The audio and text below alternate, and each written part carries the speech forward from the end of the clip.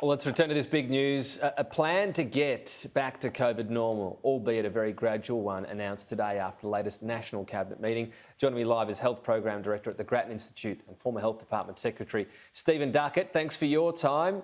What have you made of the plan, the four-phase plan released today? Well, Tom, it's a good idea that the government is actually now starting to talk about what we have to do to get to COVID normal, to get to a life where the borders are open, where we can travel, where stranded Aussies can come back. So that's the first good news. Previously, the government had sort of had its head in the sand. So that's a really important positive. On the downside, it's a work in progress. They've said these are the four phases.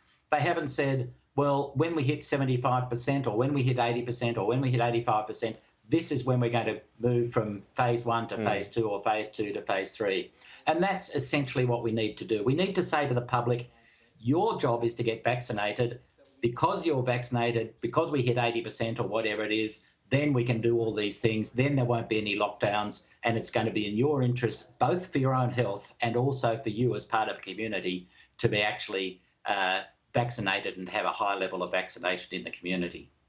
Well, yeah, I mean, that's coming. That's weeks away, that number. In fairness to the federal government, obviously, here, they have to try to get everyone on board. So they're sort of farming that out, if you like, or leaving it up to the medical experts.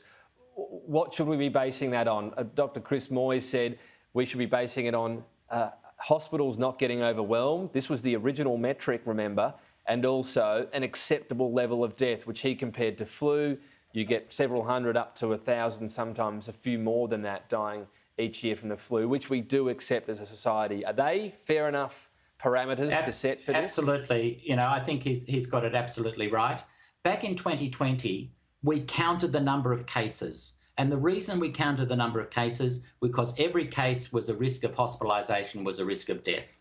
What's happened is we've now got the vaccine, we're now being vaccinated, and so cases don't become as important as they used to be, because what the vaccine does is markedly reduce the risk of hospitalisation and death. So what you need to be doing is tracking hospitalisations and deaths, no longer tracking cases, and just saying, yeah, we're living with it. Just like we live with flu, there's going to be, you know, some people off work, some people sicker, but we now have converted COVID from this deadly virus into something which is much milder, much more like flu, and something we can cope with.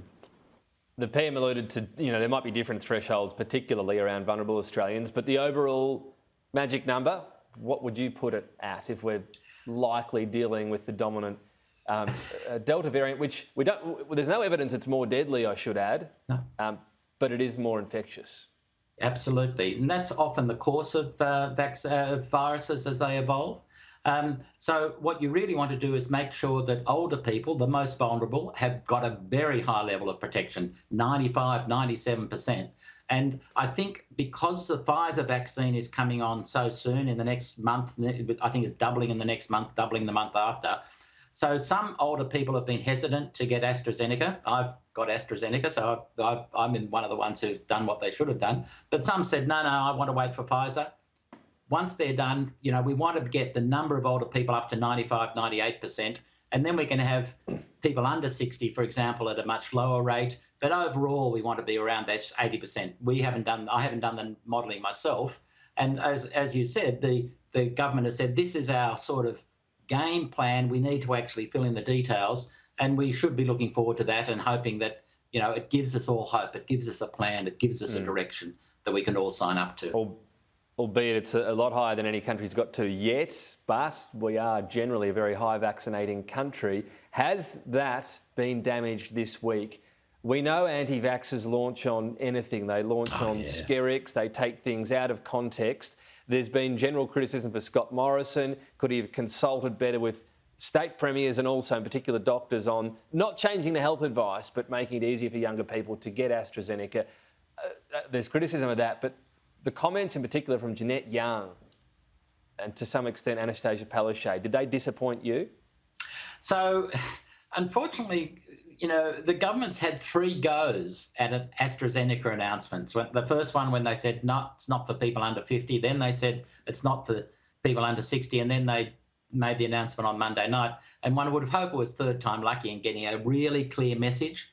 Tom, you're absolutely right. The anti-vaxxers have latched onto this and promoting uncertainty in a most irresponsible way.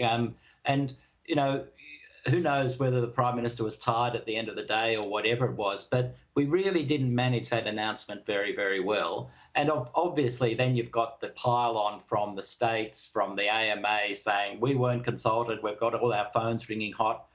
So, yes, we should have planned it much better. We should have actually ensured that the message was crystal clear, that it was absolutely using the same words as the advisory committee and all that sort of thing. And every skerrick of uncertainty gives the anti-vaxxers a chance, and we shouldn't, you know, that was unfortunate that we let that opportunity arise. Yeah. So, I mean, the PM did talk about consulting the GP. Perhaps a clearer announcement would have been better. But I just want to ask you again, because some of the lines that Jeanette Young mentioned, Stephen Miles talked about it being very risky to set up centres to vaccinate younger Australians, which actually wasn't ever a plan from the federal government. No.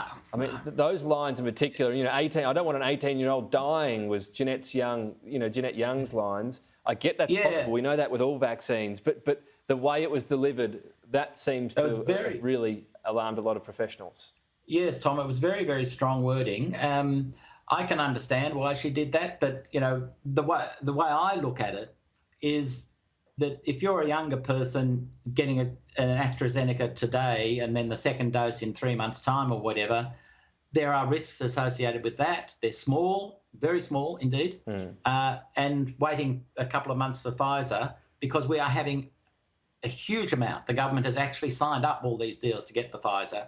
So the benefit of that extra risk tomorrow is pretty low in my circumstances, in my view.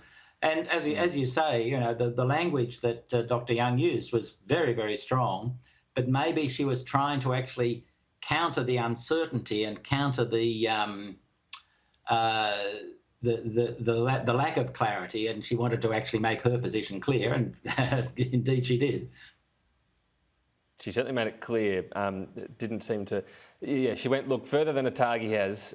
Anyway, look, we'll have to leave it there. We'll talk another time. Stephen Duckett, thank you. Thanks, Tom.